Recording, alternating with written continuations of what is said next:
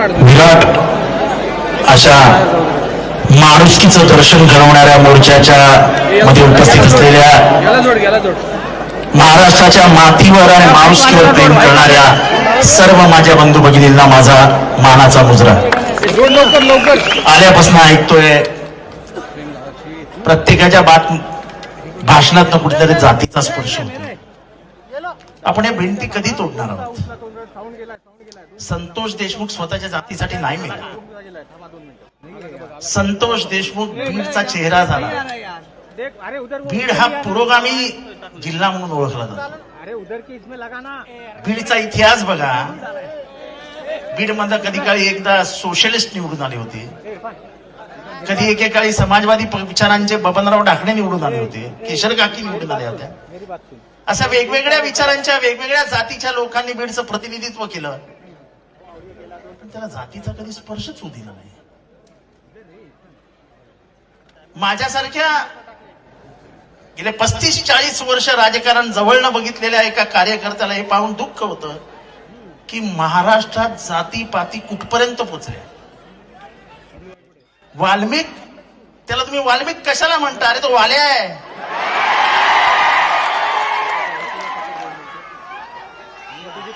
त्रेतायुगामध्ये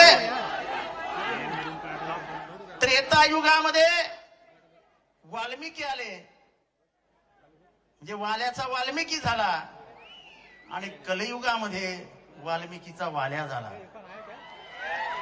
मी ऐकतो वाल्मिक कराड, वाल्मिक कराड, वाल्मिक कराड. वाल्या आहे तो.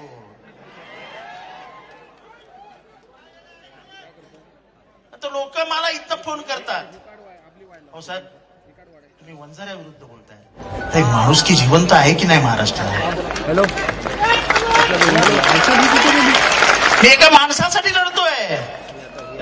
जो माणूस बीडचा खरा चेहरा दिसतोय त्याच्यात, तो स्वतःच्या जातीसाठी गेला नव्हता. त्या गेटवरती एका दलित वॉचमनला मारहाण झाली आणि त्या दलिताने हाक कोणाला दिली? संतोषला. आणि म्हणून संतोष तिथे गेला. हा बीडचा चेहरा आहे. तुम्हाला बघायचं आहे ना जातीचं? तू कुठे गेला? संतोष इथे. हा संतोष बांगर. बीड मधले किती जण याला ओळखतात? शिवराज बांगर. किती जण ओळखतात? ह्याच्यावर किती केसेस टाकल्या वाल्मिकने, वाल्याने? ह्याच्या खानदानाला हायकोर्टाशिवाय घरच नाही दुसरं. हा बीड मध्ये कमी असतो आणि हायकोर्टात जास्त असतो. वंजारी नाही. आता धस साहेबांनी जी नावं घेतली ते मर्डर झालेले, काय नावं होती हो सगळ्यांची? आंधळे, राख, फड. कोण आहेत ते? सगळे वंजारी आहेत ना. मारणारे पण वंजारी आणि मेलेले पण वंजारी. बापू आंधळेच्या मर्डर केस मध्ये बबन गीतेचा काय संबंध होता? असं आहे की या बीड जिल्ह्याचा सत्यानाश कोणी केला असेल तर इथल्या पोलीस प्रशासनाने आणि इथल्या पालकमंत्र्यांनी. आता तुमचा एसपी त्या बांगरला बोलवतो आणि सांगतो तुम्ही एक काम करो, जरा हमारे पास एक तक्रार दाखल. याचा मला फोन आला. म्हटलं अरे वेडा की काय, तू तुझ्याकडनं आज तक्रार घेतील उद्या पलटी मारतील. जेव्हा यांची जबाबदारी आहे कारवाई करायची तेव्हा ते काहीच करत नाहीत. जर अशोक सोनवणेची अॅट्रॉसिटी केस त्याच दिवशी दाखल झाली असती, त्याच दिवशी त्यांना अटक झाली असती, तर संतोष मेलाच नसता. म्हणजे पोलिसांनी काहीच करायचं नाही. असं आहे की बबन गीते आणि तो आंधळ्याची मर्डर केस आहे. त्या आंधळ्याच्या आणि बबन गीतेच्या मर्डर केस मध्ये पीआय कोण आहे? पीआय कोण आहे? महाजन. आणि केस मध्ये पीआय कोण आहे? वाल्मिक कराडला वाचवलं कोणी? परळीमध्ये बापू आंधळेच्या मर्डर केस मध्ये महाजननी. मग केस एक मिनिट मला टप्प्याटप्प्याने जाऊ द्या. तुम्ही माझं भाषण करू नका प्लीज. तुम्हाला प्लीज डिस्टर्ब करू नका. माझ्या एकही विचार माझ्या डोक्यात राहणार. मग तो महाजन चांगला माणूस आहे. इथला एकही अधिकारी जर तुम्ही धनंजय मुंडेला न विचारता आणणार नसाल तर कसं काय व्हायचं? दस साहेब एवढा घसा फोडून सांगतात 300 ट्रक कलेक्टरची काय हिंमत आहे बोलायची? तसं कलेक्टरची अपॉइंटमेंटच तुम्हाला सगळं माहिती आहे. पण वाईट ह्या गोष्टीचं वाटतं की संतोष मेल्यानंतर तुम्ही सगळे जमा झाले, त्याच्या आधी एकाच्याही तोंडात बरं नाही निघाला. हा एवढा शांत कसा काय जिल्हा झाला? हा बंडखोरांचा जिल्हा आहे. बीड हा कायम महाराष्ट्राच्या राजकारणातली बंडखोरी जर कोणी बघितली असेल, राजकीय बंडखोरी, तर ती बीडमध्ये दिसली. पक्षाच्या पलीकडे जाऊन काम करणारे गोपीनाथ मुंडे ह्याच जिल्ह्याने केले.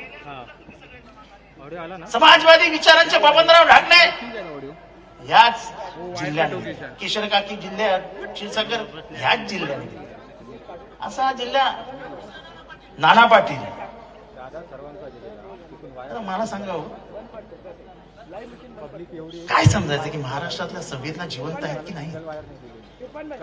ह्या आमच्या ताईचं भविष्याचा कोणाला विचार आहे? आमच्या बहिणीचं पुसलं गेलेलं कुंकू कोणी परत आणून देणार आहे? आणि तरी आपण राजकारण करतोय. कसलं राजकारण? अरे माणुसकी जिवंत ठेवा, माणुसकी. उद्या तुमचं घर जळेल, बघायला माणूस नाही येणार.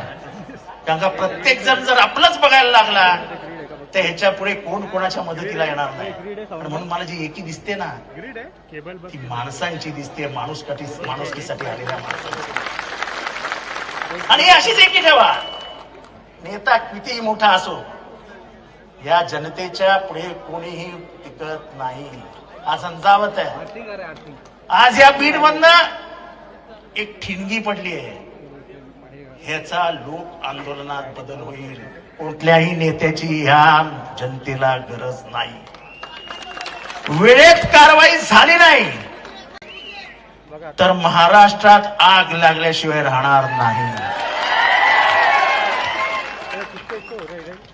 मी आता येता वाचत होतो, एक कोचे नावाचे कोणी कलेक्टर होते का इथे? होते ना? त्या कोचेंनी एक इंटरव्ह्यू दिलाय. म्हणाले मी जेव्हा कलेक्टर होते तेव्हा 24 तासांना एकदा तरी मारामारी व्हायची, 2 दिवसांना एकदा तरी खून व्हायचा. पण सर्वात शॉकिंग काय ते म्हणाले की एका IAS ऑफिसरची बदली झाली आणि त्याच्यानंतर तो गायब झाला. तो परत कधी महाराष्ट्रात दिसलाच नाही. रंजन मुखर्जी. पण म्हणजे हे किती धक्कादायक हो. एक कलेक्टर गायब होतो आणि महाराष्ट्राच्या शासनी पदरी कुठे नोंदच नाही. हे खरं आहे की नाही मला माहित नाही. पण मग त्या कोचीला बोलवा आणि त्याच्याकडे तक्रार घ्या. कोचे कोणी आयरा गायरा माणूस नाहीये. तो या जिल्ह्याचा कलेक्टर होते. सॉरी, मी आले तुला करत नाही कोणाला. तर ते कलेक्टर होते, त्यांना बोलून घ्या. आणि आज प्रमुख मागणी आहे, या सगळ्या जेवढे अटक आरोपी आहेत ना, सगळ्यांची नार्को टेस्ट घ्या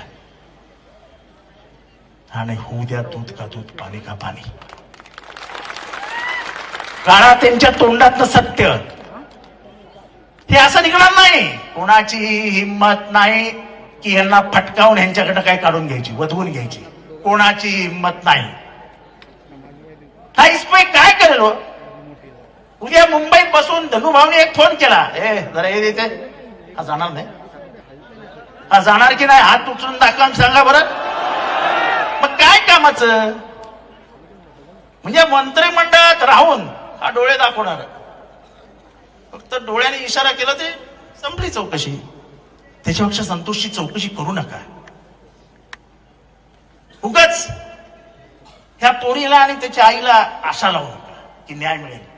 न्याय मिळणारच नसेल तर उघडपणाने सांगा न्याय नाही मिळू शकत.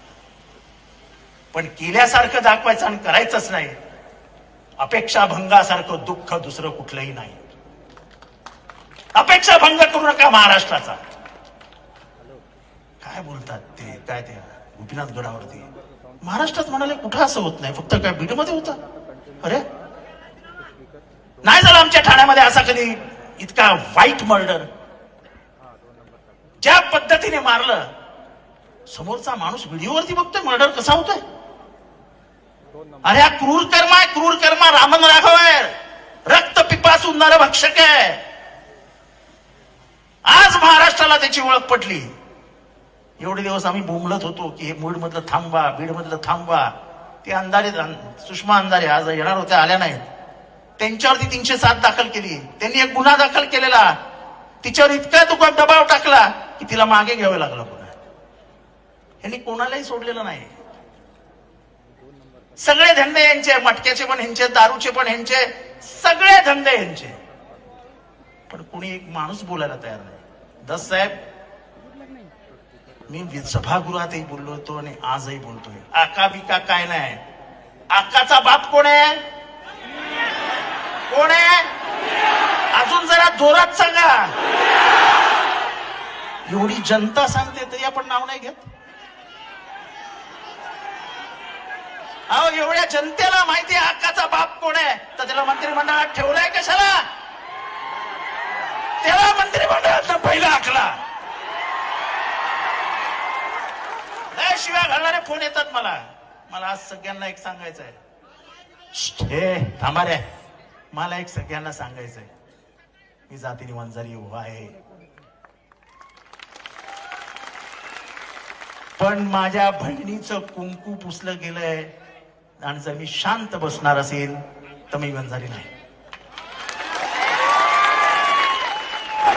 अन्याय सहन करणारा हा कष्टकरी वंजारी समाज नाही. माझा बाप 22 वर्ष रेल्वे स्टेशनवर झोपलाय, त्यामुळे गरिबी, ऊसतोड वगैरे आम्हाला समजायला जाऊ नका. माझा बाप 22 वर्ष रेल्वे स्टेशनवर झोपलाय. मी एका हमालाचा नातू आहे.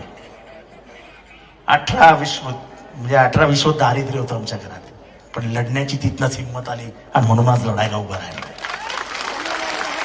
हे जातपीत काही मध्ये येत नाही हो. कसली जात? लढताना जातीचा विचारच करायचा नसतो. या भुसावळमध्ये मुसलमानावर हल्ला झाला तेव्हा जितेंद्रने जातपातीचा नाही विचार केला. तो जाऊन त्या मुसलमानाच्या बाजूला उभा राहिला की तुम्ही तुमच्या बापाला हात उचलून असा मारू शकत नाही. लोकांनी मला तेव्हाही खूप शिव्या घातल्या. अरे काय हा, कारण का त्याच्या एक आवाड नावाचा पोरगा होता, त्याच्यात हात घातला मी. आणि तुम्ही तुमच्या बापाला ट्रेन मध्ये मारू कसे शकता रे? आपण काहीच विचार करत नाही की आपण आंधळे झालो जाती धर्माच्या लफड्यामध्ये, की 70 वर्षाच्या म्हाताऱ्याला मारला, त्याची डोळे जायची वेळ आली तरी आपण तेच. आज त्या सूर्यवंशीला मारला, त्याच्या मारण्याचं कारणच नाही सांगतो. भीमसैनिक कुठे गेला आमचा? कुठे गेला? सूर्यवंशीला कसा मारला कोणाला माहितीये का? कोणाला माहितीये कसा मारला? शासनाने नाही सांगितलं, पोलिसांनी नाही सांगितलं, तो मेला. अरे पण मेला कसा? अरे कोणीतरी असेल ना. आणि दस साहेब, सर्वात जे लपवलं गेलं आणि जे कधी चर्चेतच आलं नाही ते म्हणजे तो मेलाय पोलीस कस्टडीत नाही, तो मेलाय ज्युडिशियल कस्टडीत. दस साहेब हे लक्षात घ्या. मी मुद्दा म्हणून जो आज आलोय ना इथे, हे सगळं महाराष्ट्राला सांगायला आलोय की तो मेलाय ज्युडिशियल कस्टडीमध्ये. आणि ज्युडिशियल कस्टडीमध्ये माणूस मरू कशा शकतो? अच्छा, त्याचा काही रेकॉर्ड? तो किती वाजता मेला, त्याला श्वासोश्वासाचा त्रास कधी झाला, काही नाही. पण असा महाराष्ट्र ठेवू नका. बोलायला शिका, व्यक्त व्हायला शिका. जर आपण व्यक्तच झालो नाही तर अजून 10 संतोष देशमुख करायला असे अनेक वाल्या महाराष्ट्रात तयार होतील. या वाल्यांना जर थांबवायचं असेल तर तुमच्यासारखा बीड जिल्ह्यातला हा मोर्चा हे प्रातिनिधिक स्वरूपात आहे. हे व्यक्त होणारी लोक आज रस्त्यावर उतरली आहेत, पण महाराष्ट्रातली व्यक्त होणारी लोक जर रस्त्यावर उतरली तर या शासनाला पळता भुई थोडी होईल. तेव्हा वेळीचावर घाला. आजही तुम्ही जे आमचा मित्र बोलला क्षीरसागर साहेब, कुठे तो 302 अजून दाखल का नाही झाले? 302 मध्ये आरोपी का नाही आलेत? सगळं सारखं आहे ना. ही जी खंडणी मागितली गेली ती त्याच दिवशी मागितली का? ही खंडणी 2 महिने अगोदर मागितली होती. खंडणी सत्यनारायणाच्या पूजेसाठी मागितली नव्हती. ती खंडणी इलेक्शन फंड साठी मागितली गेली होती. का सत्य बोलायचं नाही? 2 महिने अगोदर काय होता? मग कशाला पैसे मागायला गेले होते? इलेक्शन इलेक्शन फंड होता, दिला नाही, मठाघात पाठवतो सांगितलं, त्या अधिकाऱ्याला बोलून दमदाटी केली, तर हे कारवाई नाही. ज्या पद्धतीने इथलं पोलीस प्रशासन वागलंय, जसं दस साहेबांनी सांगितलं, आयला इतके 12, 14, 15, 16 वर्षाची पोरं हे रिव्हॉल्वर लटकूनच फिरतायत. म्हणजे जे फायरिंग केलंय अंडर द आर्म्स ऍक्ट ते इलिगल आहे, ते तुम्हाला करता येत नाही. कोण कोणाच्या बापाला घाबरताय? बिनधास्त त्याच्यातनं रील्स निघतायत. आणि सर्वात मी भाषणामध्ये म्हटलं, जहां वाल्या खडा वो सरकार से बडा, तर त्याच्यावर रील्स तयार करतात. बाप तो बाप रहेगा, हा तुमचा बाप.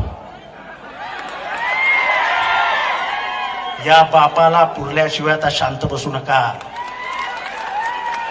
म्हणा मुलगा असाच निघणार आहे. जेव्हा बाप वाल्या असेल तर मला मुलगा म्हणून ते काम करावं लागेल. आणि तुम्हाला सगळ्यांना शपथ आहे, या मुलाची, मुलीची आणि त्या माऊलीची, त्या बहिणीला न्याय मिळाल्याशिवाय शांत बसू नका. जर तुम्हाला संतोषला न्याय द्यायचा असेल, जर गेल्या 10 वर्षात ज्यांचे खून पडले पण ज्यांचे आई वडील बोलूच शकले नाही, भाऊ बोलूच शकले नाहीत, अशा सगळ्यांना न्याय द्यायचा असेल तर ह्या बहिणीला डोळ्यासमोर ठेवा, न्यायाच्या बाजूने लढा. बाबासाहेबांचा फोटो दिसतोय इथनं, तुम्हाला बाबासाहेब मागे उभे राहतील, त्यांचं संविधान मागे उभे राहील. आपण संतोषच्या माध्यमातून त्याचं शहीद, त्याचं बलिदान झालेलं आहे असं समजूया आणि उभ्या बीड जिल्ह्याला न्याय मिळवून देऊया. या क्रूर कर्म राक्षसांना, या नरभक्षक रामन राघवाला पुरल्याशिवाय आता बीड जिल्हा आणि महाराष्ट्र शांत बसणार नाही, अशी शपथ घेऊन इथनं निघा. हा वैचारिक लढा आहे, कुठेही हिंसा होता कामा नाही. विचारांनी लढूया आणि विचार ठेचूया. ते विचार ठेचण्यासाठी आपण सगळे 18 पकड जाती एकत्र आलो आहोत. शिवशिले फाऊ आंबेडकर एकत्र आलो आहोत. ही शपथ घ्या आणि इथनं रवाना व्हा, एवढीच तुमच्याकडनं अपेक्षा व्यक्त करतो. संतोषच्या